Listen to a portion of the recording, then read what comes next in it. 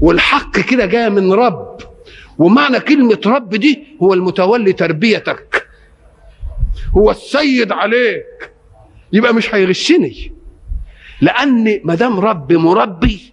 شوفوا بقى ولله المثل الأعلى عشان تفهم مدلول الكلمة رب. انظروا إلى الإنسان مع أبنائه، مع أنه لم يخلقهم هو بس السبب في الوجود، ويقعد قال يا رب فيهم، والأم تتحمل المشقات، مش كده؟ بطاقة الحنان، والأب يجوع ويشبعهم ويتعرى ويكسيهم. الله، دي ليه؟